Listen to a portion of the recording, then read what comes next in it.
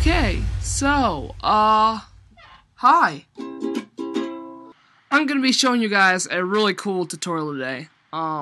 Simple, but cool. But let's just get right into it, so I'm not wasting so much time. Alright, so I have After Effects already opened with my, stock footage in there, and I'm just gonna pull in, a clip. Let me delete these two. While it's loading, as you can see... Oh, right. Brings up another point. They have a terrible sense of balance. Now, that's a face I'm going to track, because I just want to do some color correction around here. So, people find this really hard. It's actually not that hard. There's a simple technique I found to do. It's time-consuming, but it's simple. So since we have our imported clip, which is called 17, let's drop 17 in the comp button. Drag comps to comps and clips to clips. That's how I keep organized. I suggest you do the same before I destroy you. Now let's open an application called Mocha for After Effects. Now this program is just wonderful. I use it all the time. Well, not all the time. If I used it all the time, I wouldn't be able to eat. Okay, now click this to import some new footage, and I'm gonna import the same footage I did into After Effects. So that could be wherever you want it. For mine, it's over here. I'm also gonna change the location of my save file. You don't have to do this. Usually we'll just save it where the clip is, but I'm tidy, so I have all my saves in one area. So you're just gonna drop it in there. Now most of this stuff is right. Frame range, frame rate, they're 23.976. That's right. HD. It's HD footage. Usually this is all right. Just click OK. All right, here we go. Now it's working. Okay, so if you've never used Mocha for After Effects, it can look pretty confusing. It's not that confusing, actually. It's really quite simple. So I'm just going to take the X-Spline tool and draw a face, or, mask around the face of my actor. My actor being Bryce Childress. He's a great actor, great friend. He steals my drinks, though, on set, so he's kind of a jerk, actually. But, anyways, now you have that. Let's just start tracking. Here's the track forward and backwards, and here's track backward one frame and track forward to next frame. I'm just gonna do the one and see how much it stays on my actor. We can always tweak our mask to get a better track. I would advise when doing this, you'll be tweaking the mask a lot. You're not rotoscoping per se, but you do want this entire face to be in it. So I'm going to keep tracking backwards. Whenever it goes out like here, I'm just going to drag the mask. I'm just going to drag the mask, kind of make it refit our actor. Now this could take kind of a long time, depending on what you're doing. And you really, really, really want this mask to be perfect. If it's not perfect, your track's gonna come out crap. I mean, you can do some things to fix this, but you really want this to be okay, because the less work you get to do, the better it is for you. And believe me, this is actually the hardest part of this technique, is this right here. The rest is kind of simple. Well, it's simple to me. And look, his face is going out of frame, but that's okay. We can fix this. See what I'm doing here?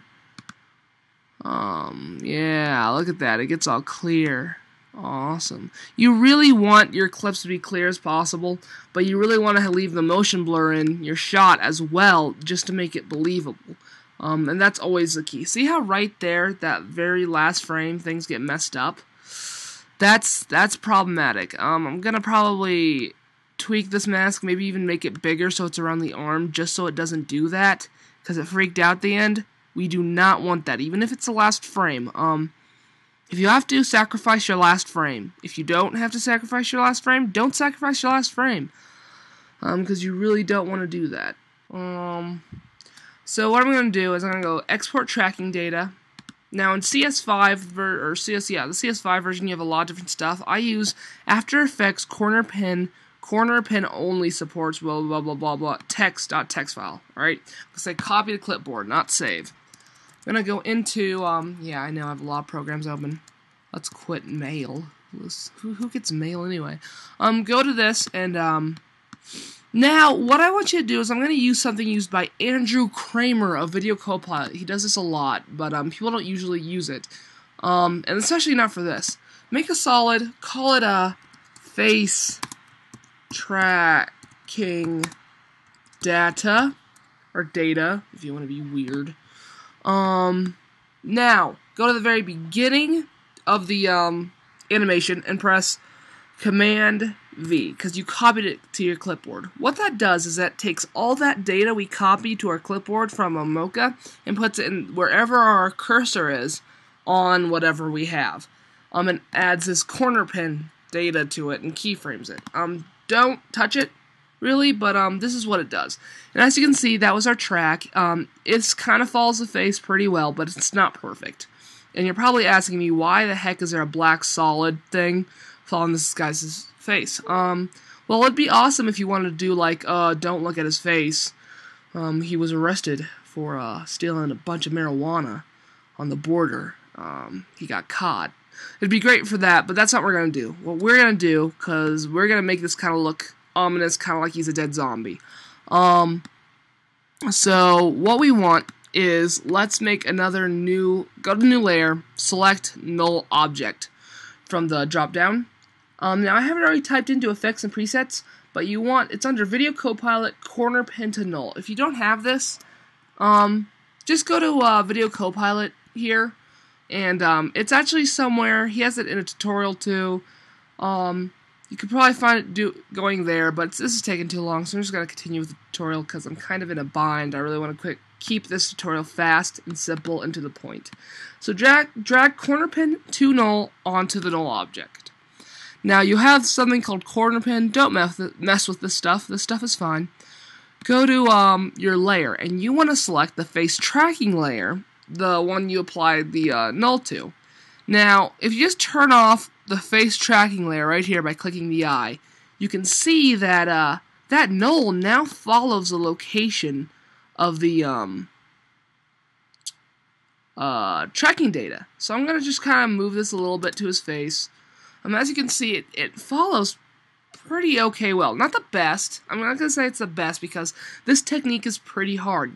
There's still rotoscoping involved. Rotoscoping. But let's go into our comp. I'm going to paste it. And get rid of the mask. I'm going to show you what I did. I'm going to scale it down to size. Alright. What we have here is essentially a curves adjustment with a hue and saturation. I'm not going to tell you exactly how to do this because I think you've seen it a billion times before with Andrew Kramer and all the things he's done. I may tweak it. In fact, I may just delete this curve altogether, maybe, and show you how I did it from scratch. And I'm just taking curves right now that I've done from previous shots and copying them to this adjustment layer. I may actually, this is the RGB, I'm going to raise the brightness a bit, maybe change the contrast now. This is pretty hard. I'm just going to try to get something that's kind of okay what I like. In fact, I'm going to go into a frame that's pretty clear, because when it's blurry I can't really tell, so this frame's good. And just tweak with this frame until you see something that you like in the face. I kind of want to make the zombie's face just look a bit green, so that's okay. I'm going to go down to my green channel, see what I got there. It's kind of purple right now. Maybe I want to raise it green, and I want to add this contrast curve to get more purple into the mix, because apparently when you add a contrast curve to green you get purple. Don't ask me why, someone could probably explain logistics of that. But once you have that done, what you want to do is you want to draw a mask. Well actually, no you don't first. What we're going to be doing is we're going to parent this adjustment layer to that null, but at the same time we're going to keyframe it, so we don't want the bounds to ever show up. So what we're going to do is we're going to actually scale this up by 800. You can scale a null object, or null object even, and also an adjustment layer as much as you want, because technically they don't have a precise resolution. You can really do make them as big as you want. So I'm just gonna kind of get some of the hair here, and look, there is my mask using the pen tool. Alright, now from there, I'm going to press MM to bring up the mask properties. I'm going to click mask shape, and I'm also going to feather this out, maybe 20, just to give it a bit of character, maybe 15. I don't think it needs so much, coloring. I may then play with the mask again. As you can see, I'm now playing with the colors again, just because they're on his face. Maybe make it like that. Maybe bring the make it darker, just in general, to just bring out that stuff in his face. Just kind of want to make him look really green, like he's sick almost. Actually, if you asked me, I would go back and redo the effects, just the the makeup for his face, and this wouldn't be as big of a problem. I'd still do it, but it'd look more realistic. So what you should probably think of is when making zombies, tell your actors to get really good makeup. Put some plaster on his face, make a mold, do what you have to do. But anyway, I'm gonna pick whip this thing to our null object, because our null object is tracking the face. So now I can see that this tracks a face. We're not done yet though, because as you can see, it's okay, but it kind of moves out. We're just going to move the mask, because we have the mask path keyframed. We can now keyframe the shape of our mask. And I'm just going to make it so it's around our actor. Or actress, again, if you want to have a girl zombie, that's up to you, but, come on. Don't make her attractive. Attractive zombies are really, really hard, because, I feel like they're attractive and I would date them, but, they'd probably eat my flesh. So we're just doing the same thing. We're just going in here. I'm just going in here, and, I'm fixing up the, mask to make it follow his face. The better you do this, the better it will come out. The more time and detail you spend in the mask, the rotoscoping, the better it will be. And I know how we as editors hate rotoscoping, but it's necessary. And if you learn how to do this well and with patience, you can pull off some really amazing stuff without a green screen. Though it would take a long time. I've done it, and you just you just gotta be patient with it. All right, and as you can see, it's just a quick mask. My resolution's at half right now.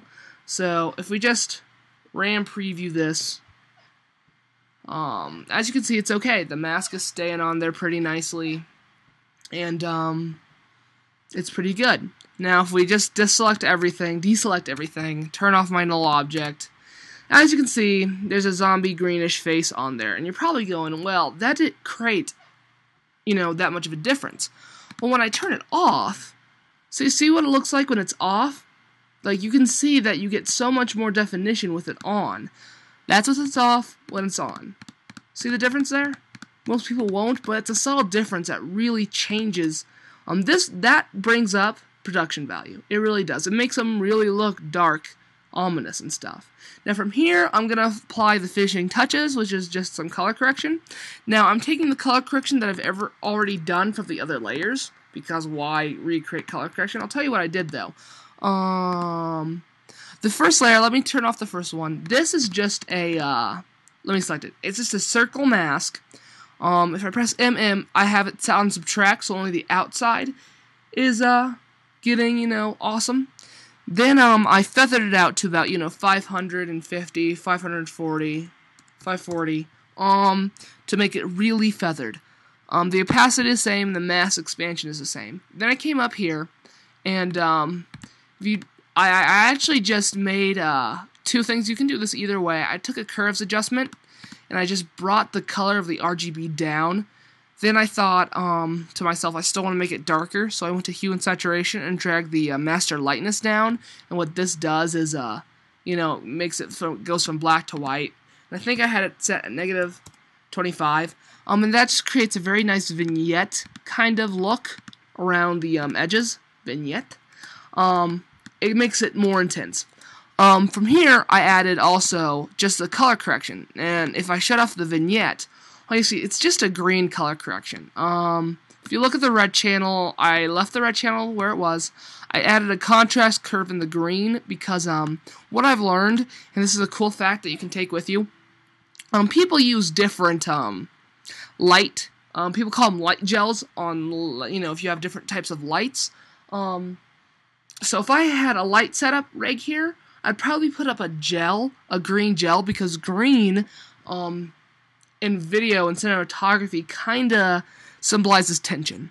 I don't think I did it to this layer, which actually bums me out. I'm going to get my time code, which I've done in this other thing, press Apple C, Apple V, which is copy and paste, or Control C, or Control V, whatever you're on, a Mac or whatever. I'm on a Mac, as you can see from up here, but alrighty. What I'm gonna do is this is just a simple effect that I actually didn't know came in. Here it is. I didn't know it came in After Effects, but it does. It's free. And what I'm doing is I'm just matching up my time code with my other shots, so it all makes sense. But how I made this is it's just called time code. Go to effects. It's in text, and it's just called time code. You add it in here. Now, it says, what is it? Here's the display format. You can do whatever you want, frame numbers. I like time, hour, minutes, seconds, frames, or, whatever. And that's what I do. Time units, I kind of forgot what that was. This actually should be set, this number should be set to what your,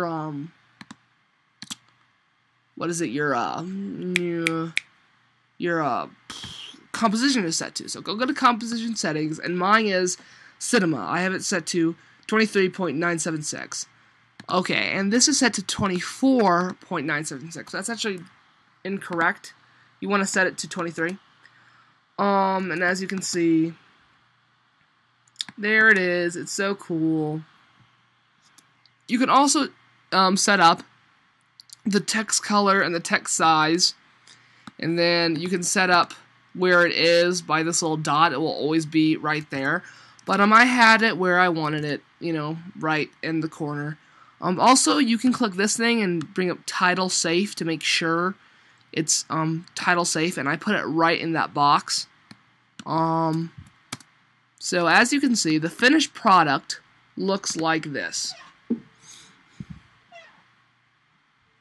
We just have that kind of zombie sitting there being like, oh, disgusting. Oh, right. Bring him another point. They have a terrible sense of balance. Yeah, so, there we go.